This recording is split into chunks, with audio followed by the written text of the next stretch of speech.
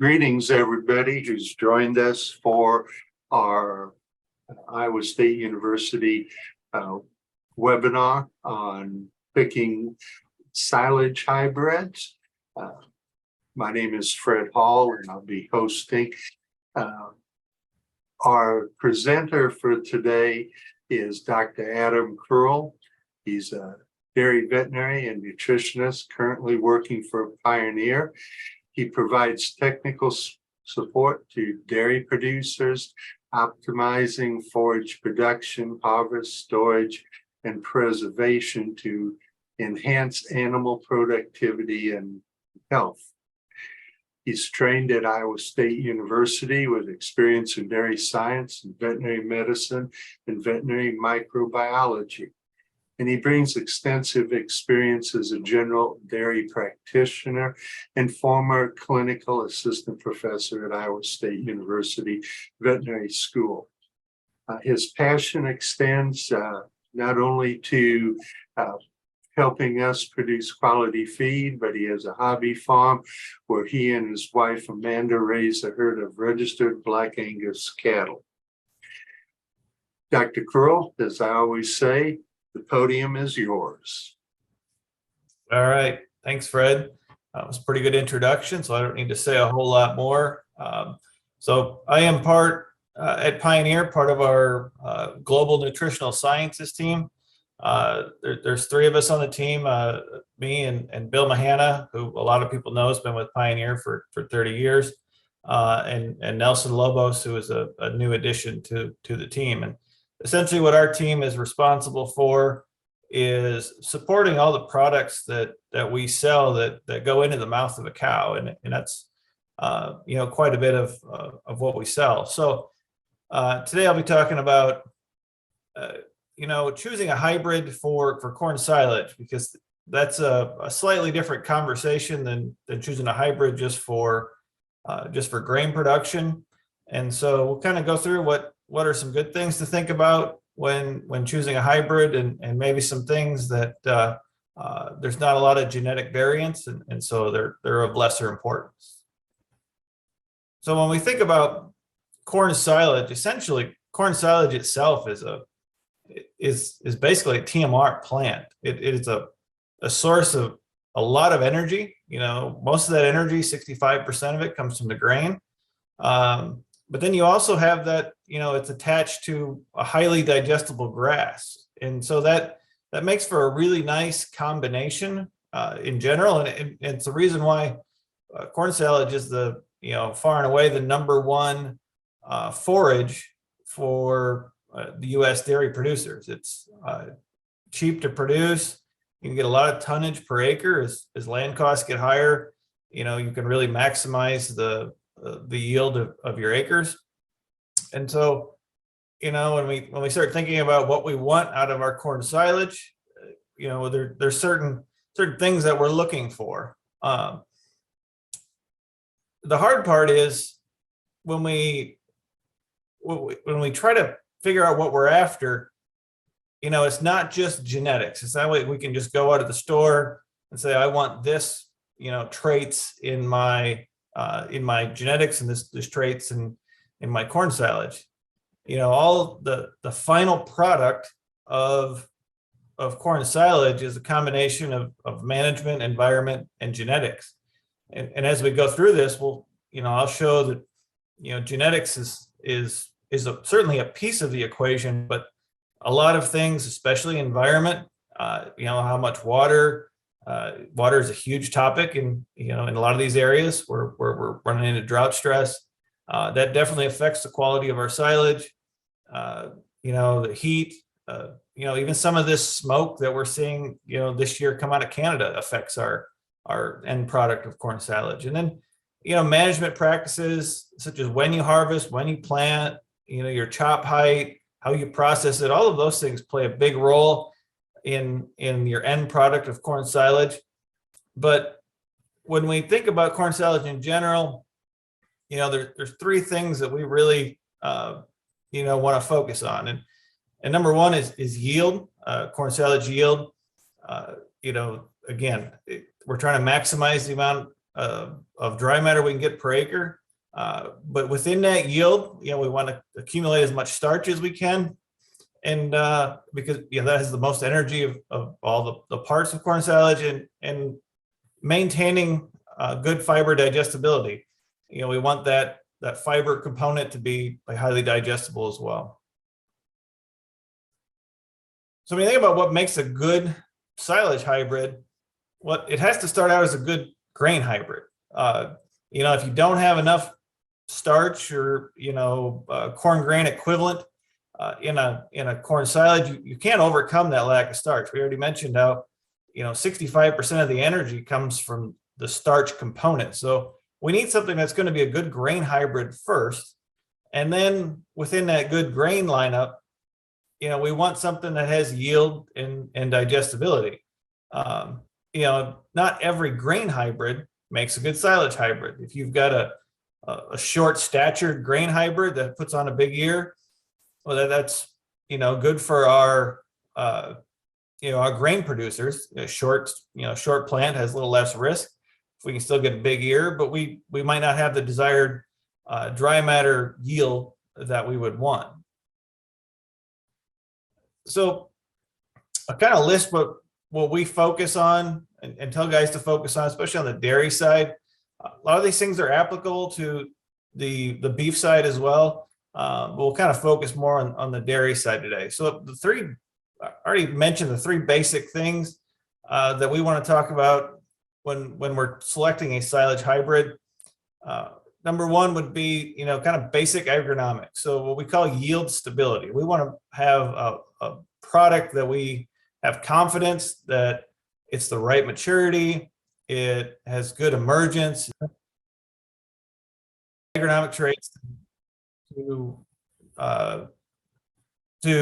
exactly what we're fighting in that area. Dry matter yield. Dry matter yield is influenced by not only the height of the plant and your biomass yield, but the starch component as well is a big piece of dry matter yield. And the starch content. So how much starch we're getting, the most energy dense. Part of that, a good chunk of that is influenced by the harvest piece of that, so the management component. A couple of things that we feel like we shouldn't necessarily focus on when choosing a hybrid.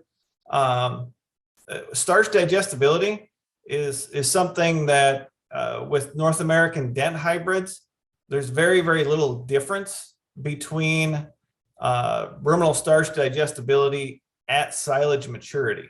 There may be some differences at fully mature grain, but at silage maturity, there's very few differences, genetic differences between hybrids. It's an important trait to know. We want to know what the starch digestibility is when we're feeding silage, but there's much more influence from the growing environment, the kernel maturity, the kernel processing, how long it's been fermented. And so it's one of those things we need to know, but it's not necessarily a trait that we should select for when we're selecting a silage hybrid. The other one seems counterintuitive. We talked about fiber digestibility is very, very important, but from a genetic standpoint, unless we move to a BMR, and I'll talk a little bit more about BMRs later, there's very little genetic variation between our non-BMRs, what we call a standard corn silage hybrid. Fiber digestibility is so influenced by all the other things that basic agronomic traits, the number one thing I mentioned, all of those have a big effect on fiber digestibility. And so if we focus on good agronomic traits, unless we move to a BMR, that's the thing that's going to influence the fiber digestibility more than anything. So, this is a slide we like to show, the effect of how much the environment, affects your silage hybrid. So here's 14 different corn silage hybrids, and we're plotting total yield, total starch, and then the fiber digestibility. And you could say, well, which one do I want to choose? And depending on what part of the country, you might choose the one with the highest yield. You might choose the one with the highest starch, or the most digestible. And that's all fair, and each dairy's allowed to kind of choose what they want. But this is actually the exact same hybrid in the same year, grown on 14 different locations. And so, it just shows how, we can try to aim for certain things with genetics, but the environment plays such a big role in all of this equation. So the factors that, a sort corn silage needs to deliver, and what affects all of these. So the number one thing affecting yield is growing environment, starch is growing environment, and fiber digestibility is growing environment. And so hybrid genetics are the next most important thing for yield and starch, but a lot of these other things like starch digestibility, the hybrid genetics is the least influential on affecting the digestibility.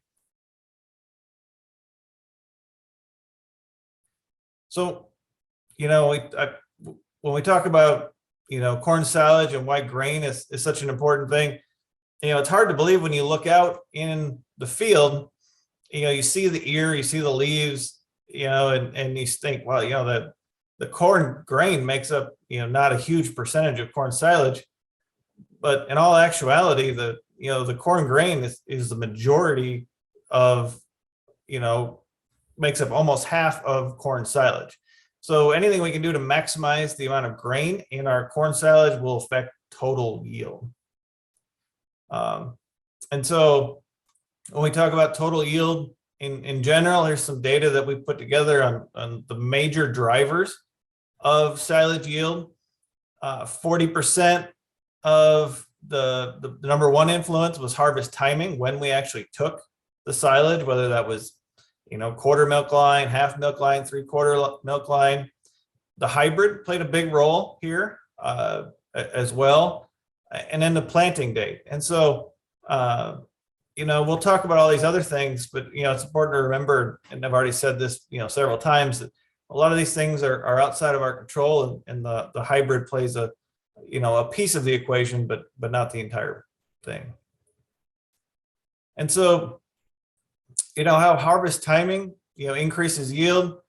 If our plant, and this is important, if it's healthy enough, we want to plant with good late season plant health, but if we can move that plant from, say, 32% dry matter to 37% dry matter, or maybe from 37-42. So if we can move our corn silage 5% drier, we're going to gain the equivalent of 25 more bushels of grain. On a percentage basis, we're going to be 3% starch higher. And that's when we have, 1.5 tons, tons per acre more total yield. And so, if we've got good, healthy plants and we've got good agronomics, we can gain a lot of this extra, for no extra cost, just by leaving the corn in the field longer. Now, we will lose some digestibility over this period, but if we have good agronomics and good healthy plants that are staying nice and green, this is a minimal amount of loss in fiber digestibility for the gain that you get in all these other. Essentially what we're talking, a 5% move is probably going, say, from a half milk line going to a 3/4 milk line at harvest. So we'll kind of go into the fiber digestibility piece here and talk about how the growing environment plays a role, and then I'll get into BMR and why BMR fits and works when we want fiber digestibility. So when we look at the growing season, the growing environment during the early growth, during the vegetative state, is the thing that really sets your fiber digestibility. So basically the way I look at it is if you have a plant, early season, and it's getting everything it needs, it's getting tons of moisture, it's getting the nitrogen it needs, it says, I'm going to grow fast and strong and go as high as I can. And in order to do that, it lays down a lot of lignin to support a big, tall stalk. Well, that lignin and the structural stability to grow a big, tall plant lowers digestibility. And if we have an early season where we're a little bit dry, we're a little bit short on nutrients, that plant says, well, maybe I shouldn't, try to set down all this lignin. I'm not going to try to grow really, really tall. And so when we have drier early season weather, we are going to have a much more digestible, portion of the fiber. So the moisture that we get after silking, after tassel, is really what affects grain yield. And so, if we could set the perfect year, we'd have a little bit dry early, so we had better fiber digestibility, and then we'd have, around tassel, and later have a bunch of rain, and then we'd set on a nice amount of grain. So we would get a combination of both. The one thing to kind of remember, that your fiber digestibility is what it is at the time of silage making. The starch digestibility, and we'll talk about this later as well, will increase over time. So again, when we have moisture stress, our plant, our ear size is going to go down. Our plant height goes down. So we will have, with drought stress, it's going to negatively affect the total amount of starch. And so, here's some very controlled data we did at one of our test stations, where we stressed, we either gave it grain fill stress or we gave it stress at different times. When when we had vegetative stress, we basically gave it less water early and then poured the rain late. So we still got pretty good grain yield. Still not quite going to get to where we were with full water. But, if we gave it lots of water early and then stressed it late, our total, grain yield will be lower. And, in this same study, this is show, what that did to the fiber digestibility. So, as we limited the water availability, we saw our fiber digestibility increase significantly. So, this is just another nice example of a bunch of different hybrids grown on 2 different years. 2006 was a very wet year. 2007 was a very dry year. These are the same hybrids, same fields, year after year. And this is plotting fiber digestibility. So you can see the red bars in 2007, are all higher in digestibility during the dry year. And in 2006, during a wet year, they're all lower. This number 10 here was a BMR. And so it was the highest in digestibility both years. But if we were trying to compare a BMR on a wet year to a standard non-BMR from the following year, you would say there's not a whole lot of difference. And that's why when we look at evaluating our hybrids, it's really hard to evaluate one year from the next because the environment plays such a big role. So back to some of the agronomic stuff, late season plant health can have, a huge effect on our fiber digestibility. And so here's a couple of hybrids where we had some foliar leaf disease. So we had some northern leaf blight on one field and no disease in the other field. And the disease field was drying and dying. The starch was lower, but the big thing here, the UNDF, the undigestible portion, was 6 points higher.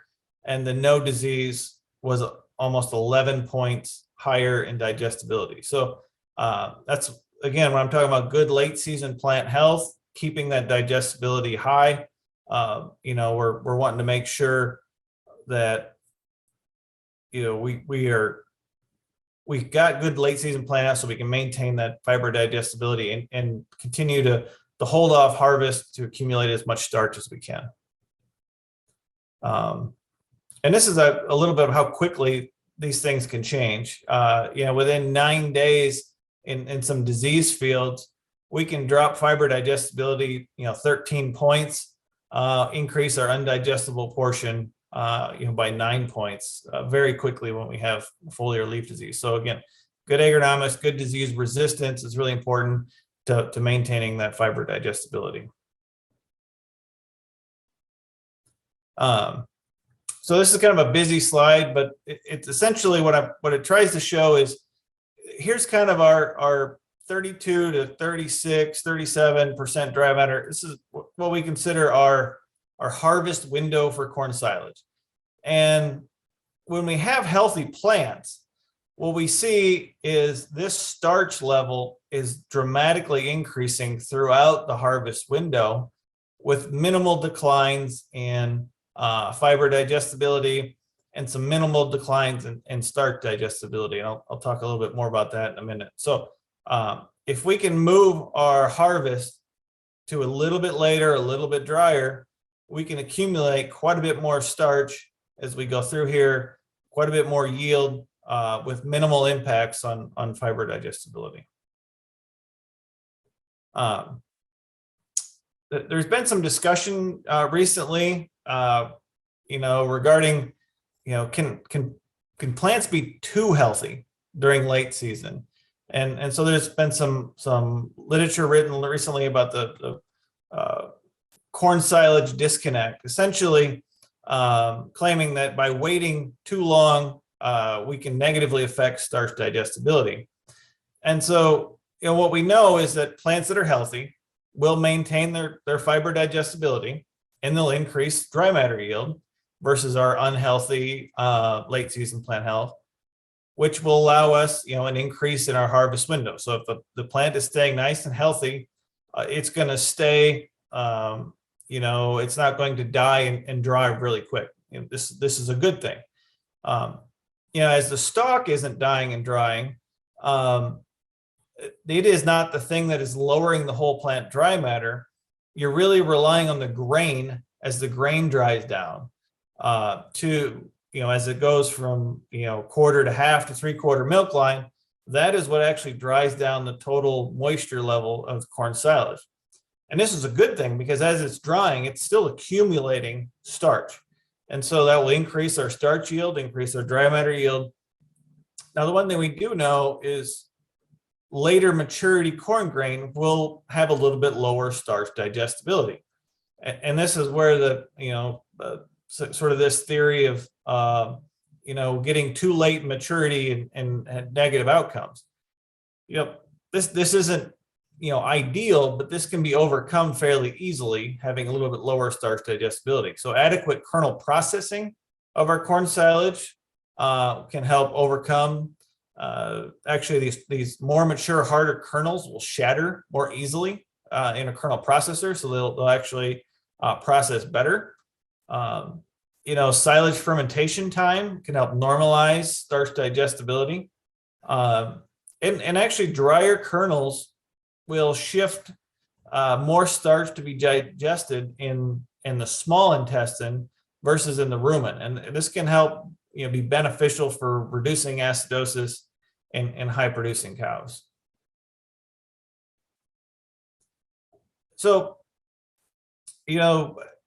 Pioneer has been aware of the importance of fiber digestibility. And, years ago when we first were looking at, fiber digestibility, but Pioneer put fiber digestibility scores on all of their hybrids. Essentially, the more we've learned, we've realized that all the things I've mentioned are so much more important than the silage genetics that we don't really look now at our fiber digestibility scores as an important criteria. It's more of these agronomic pieces and having the right hybrid for the right maturity. And so if we need fiber digestibility, essentially the way to get it is through the use of a BMR. And so BMR genetics are a step change in improvement of fiber digestibility. And so basically we found some mutants years and years ago that had one of 4 different mutations that the name comes from this brown midrib. And so the midrib doesn't necessarily mean anything to the plant other than it's easily distinguishable. And what they found is if you had a BMR silage, it had 40 to 50% less lignin. There's been BMR, there's BMR in sorghum sudan grasses, millets. And so there's the same BMR gene in this whole family. The issue with the reduced lignin in these hybrids is, lignin is very important for standability. And so BMRs are more likely to have issues with standability in wind events. Lignin is also important for water transport within the plant. So historically, they're a little less drought tolerant. They have a little bit less silage yield, and at least historically, we're getting close now. They had a little bit less grain yield as well. They're a lot of times a little bit shorter statured plant. The reason BMR is still around, we talk about the downsides of it. The digestibility is significantly better. And so, this is a 24-hour fiber digestibility, essentially 10 points better in a BMR than conventional. And so when we have increased fiber digestibility, the cow digests the fiber faster, and the cow eats more. And when a cow eats more, cow produces more milk. And so BMR from a nutritionist standpoint is very, very powerful for increasing milk production. Agronomically wise and in the field wise, yes, it has its issues. And so it's kind of been a little bit of a contentious relationship, I guess, between an agronomist and a nutritionist, as to what they want for a hybrid. Do they want a BMR or not a BMR? So BMR has been around a while, and it's been successful in certain geographies, and it's been unsuccessful in certain geographies. And so where it's been successful are when the crop and the dairy guys, work together. And so they understand and are able to minimize the agronomic risks associated with BMR. So they may put it on their best soils, their best ground that's coming out of, maybe an alfalfa field. They want to have high forage, high corn silage inclusion rates in the diet.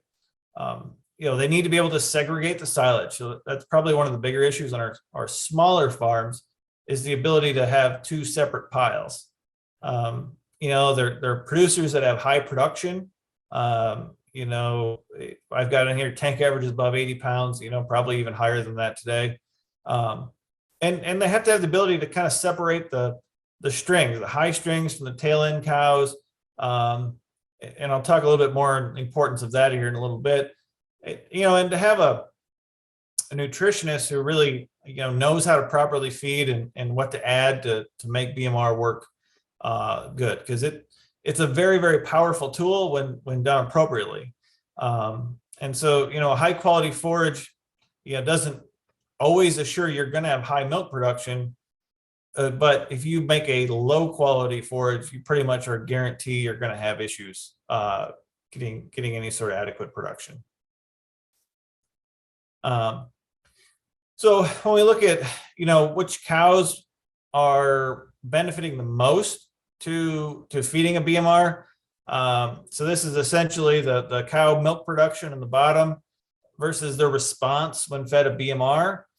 and you can see these cows that are giving, less than 80 pounds of milk really weren't seeing much of a response at all. But these cows that were on the higher end of production, greater than 80 pounds, you saw a nice increase in milk production. So if we were able to target our corn silage for certain cows, that would be the place to go. Same concept here, different study, was as where we saw a significant increase in performance and by days in milk. And essentially this trial showed that cows at day 50, 75, and 100 days in milk were the three that had statistically higher milk production on a BMR. There's been some recent research regarding BMR ahead of calving in our pre-fresh group, and there's 3 different trials that were done. They all 3 had very identical results. So I'm going to mostly focus on the Kernel trial, but these other ones had similar results. And so what the Kernel trial did is they fed BMR pre-fresh. So they started feeding BMR 3 weeks pre-calving, and then they fed it for 3 additional weeks post-calving. And so what they saw is a higher intake in these cows pre-calving that continued all the way out post-calving for 3 weeks. And so when we look at our cows and our transition issues, we know that our cows are going to have a drop in intakes pre-calving. And so this helps kind of mitigate, that faster rate of digestion and BMR, mitigate that lower intake by giving them a higher energy diet that isn't, just full of starch, but it's a nice high energy, highly fiber, the fiber is highly digestible, and utilize that to keep the energy level up in these cows. So this is just dry matter intakes and how they changed. When we looked at actual milk production, post-calving, these cows fed BMR right off the bat, took off, had much higher milk production, in that first 3 weeks. When they took them off of the BMR, they fed a non-BMR the rest of the lactation. Those non-BMR, those cows still had a 5.7 pound energy corrected milk advantage for the next 11 weeks of lactation. And so, when you think about that's the power of BMR. We only fed BMR for 6 weeks here, and we had a nice positive effect on that lactation for its entire lactation. And so it basically goes to that the higher we can get that peak lactation, we can maintain that, throughout the rest of the lactation, even without using BMR.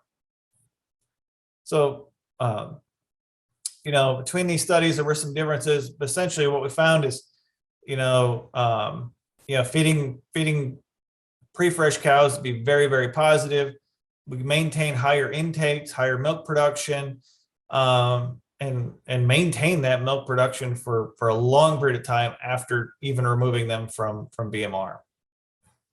And so, what our current recommendations are today, surrounding BMR, at first you need to set the expectations in the cornfield. We've already mentioned BMR is going to have more agronomic risk. BMR is more susceptible to drought, and BMR is going to have lower yields. And so if right off the bat, those 3 things are a non-starter for the dairy, or for the crop or whatever contracted acres, you're probably not going to have, get any buy-in for planting BMR. But if you can work through and manage those and make a plan, we say that we should only plant enough BMR acres for these specific groups. So if we're targeting these last couple of weeks pre-fresh, immediate post-calving, and these high-producing cows, we only need to put maybe 20 to 25% of our acres in corn silage to feed that group. When we start doing that planning, we do need to, when we try to figure out how many acres we're going to need, we got to remember that we're going to have a little bit of yield drag, and these cows are going to eat a higher amount of corn silage. So when we're planning our acres, we need to keep those two things in mind. And we need to have the ability to segregate these piles and to manage two separate bunker faces. And that gets to be an issue for a lot of people. We have certain dairies that use their main bunks for their non-BMR, and may use bags for BMR, and ideas like that work quite nicely. All right, so I'm going to comment a little bit more here. I got a few slides on starch digestibility, and we'd already mentioned earlier that there's a lot of things that play into starch digestibility that are not necessarily hybrid genetics. And so this time in storage is the number one factor that that affects the starch digestibility. We know that the starch digestibility will increase, and so in corn silage, it tends to go up about 2 percentage units per month for about 6 months. This is why we like to not feed our corn silage within the first couple of weeks of harvest. We want it to feed like our old crop, and so we want that to have some time in the bunker before we have to feed it.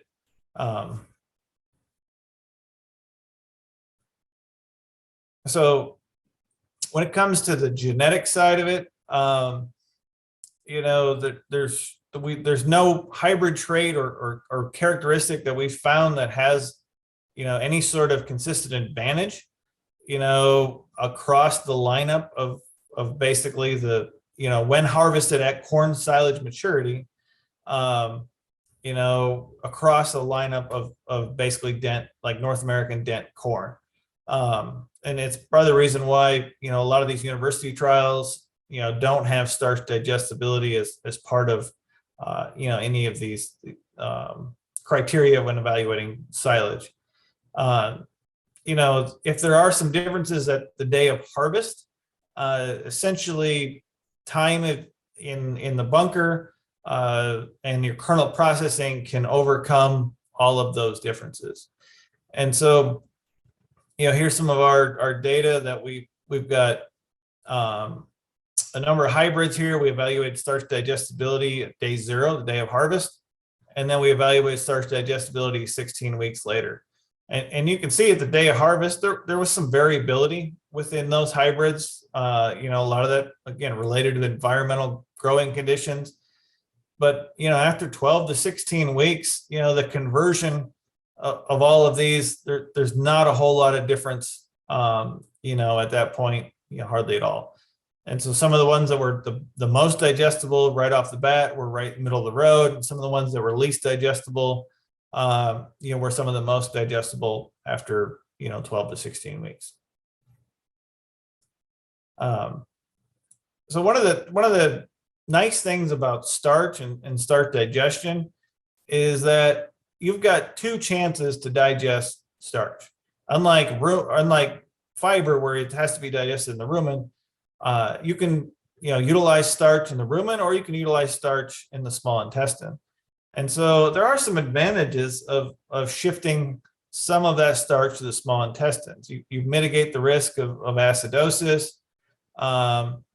You can't grow microbial protein in the rumen from the small intestine, so that's a downside. You got slightly different absorbed nutrients, and so depending on what your nutritionist is valuing these at, there is actually some methane loss, and when starch is digested in the rumen, and so that makes it not 100% efficient in its utilization, whereas there is no methane loss in the small intestine. So being able to shift some starch digestion to the small intestine is, an important piece here. When we talk about the differences in in hybrids and the starch digestibility, a lot of the original conversation went back to some of these old flinty maritime style, these popcorn type kernel hybrids. And so they did have a significantly lower starch digestibility. And so examples of flinty versus floury, differences in digestibility are given on these extremes. Within the basically the dent hybrids across all companies, there's very little genetic difference across the dent hybrids. This chart here, this is using dry grain, but it kind of shows the point that we can overcome the differences, even extreme differences between dent and flinty hybrids, by grinding away the outer layer. So if we just cracked a flinty versus a dent hybrid, there would still be differences in starch digestibility, but the finer we grind it, we don't necessarily see the differences anymore. And so again, this is a dry grain, and so we can easily overcome these differences, even because the differences within the dent lineups are much smaller than this. And at silage maturity, if we do a good job kernel processing, we can really overcome those. And so, when we're talking silage, of course, we're talking, the kernel processor. And so monitoring our degree of kernel processing is a lot more important than selecting genetics for starch digestibility. So ensuring we are doing a good job.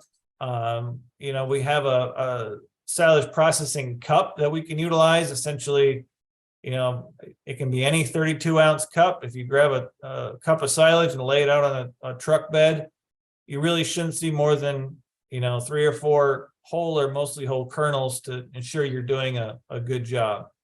And the degree of kernel processing is really highly correlated to fecal starch levels and starch utilization in these dairy cattle.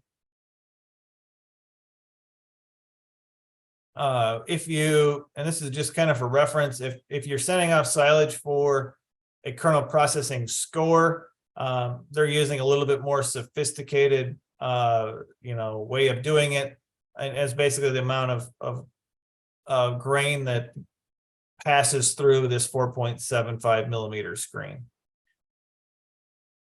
I'd already mentioned the kernel processing cup and what we would like to see in that. And so, when we monitor and go out and monitor, dairies for fecal starch and starch utilization, this is a survey of 32 very good dairies in the Midwest, and looked at fecal starch. All but 2 of these dairies had fecal starch less than 3%. So they were doing a really good job, regardless of starch type. And the 2 that had very poor high levels of fecal starch were 2 that had very poor kernel processing in their corn silage. So just to kind of summarize and finish up here, what we think is the big things to focus on when selecting corn silage genetics, these basic agronomic traits. And so they're a key driver in healthy plants. Healthy plants make good fiber digestibility, and so that's probably the most important piece there as far as why agronomic traits are important.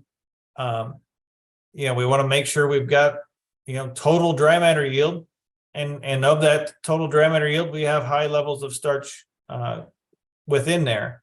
What we don't want to focus on, although again are very important to nutritionists and how we feed, is starch digestibility and fiber digestibility. These things are just more influenced by the environment and all these other factors we talked about than they are actual silage genetics. Now, in fiber digestibility, the exception there is BMR. So if you want, to use genetics to improve fiber digestibility, making that step change to a BMR is the important piece. And that is what I've got. I'll take any questions. I'd like to welcome many of the listeners to just unmute and go ahead and give me a question. We'll kind of be fairly casual. Scale, you're just itching to ask a question. I guess I want to pick Adam's brain a little bit about what you expect for harvest this year, especially with fiber and starch digestibility, since we have had a pretty droughty summer so far, and it doesn't look like that's going to be ending anytime soon. So can you look into your crystal ball and tell us what we can be expecting? Well, this early season dry weather, is hitting right in that time where it's really going to affect fiber digestibility. So I would expect that most of the state, now we've had some spots in the state that have gotten some timely rains here recently, but most of the state is fairly dry. So we're probably going to have pretty good fiber digestibility.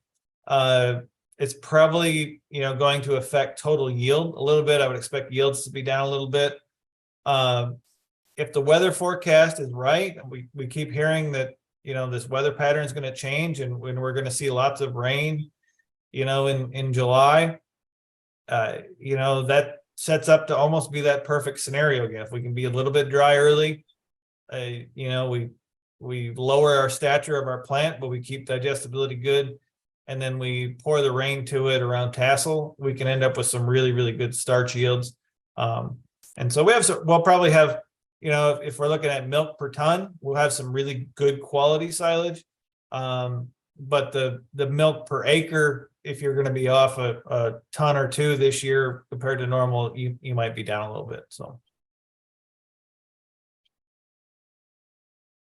Any other questions from the audience? Not seeing anyone on mute. Got a couple of questions. In your slide that talked about disease treatments in the end of the growing season, it sounds like that needs to be a priority, that get out and walk those fields and check for some disease, because it does in fact change the digestibility. Did I read that right? Yeah, yep, absolutely. And there's some data I didn't have time to share in this, but we've got in heavy disease pressure years, the use of a fungicide when needed can have a dramatic benefit in maintaining that fiber digestibility. So if we're scouting our fields and we start seeing issues, or if you're in an area that you're starting to hear about other farms having issues with, whether that's foliar leaf disease, whether that's tar spot, and some of these things are a little bit tricky to get the timing right. Especially a tar spot, timing of fungicide is a little bit tricky, but it can have a huge difference in your end product and your fiber digestibility. And scouting fields isn't 55 mile an hour from the pickup window. Tend to use that line a lot, but if you can diagnose it from the road, it's probably too late. There you go. A couple of BMR questions. As you looked at the slide that talked about the fermentation time, are BMR is that different? Or they have a shorter fermentation time? Well, the actual fermentation, no, they'll be about the same. Both of them will be fully fermented within a week. They'll reach terminal pH within a week. It's that, the starch digestibility piece that at least within Pioneer's lineup, there will not be a lot of difference between the starch digestibility rate of a BMR versus a non-BMR. There were some older BMR genetics who had a little bit more of a harder kernel. And so maybe you would see a little bit of a slower rate, especially if it was poorly kernel processed in some of the older BMR genetics. Thank you. On the BMR plants, should they be planted in our best soils? Because we know there's some yield potential. So is that where we want to put those? Yeah, and that's part of why, you know, we want to minimize the risk as much as we can. And so, you know, depends on your definition of best soils. You know, we do have them available in sort of a chrome, you know, lineup where we have some disease resistance similar to our other ones. But, you know, BMRs are, you know, more susceptible to drought. So if you've got some sandy soil and some better, you know, some soil with better water holding potential, you know, you would rather put it on something that's going to hold water better than putting it on like a sandy soil. So yeah, I mean, it's a higher value product.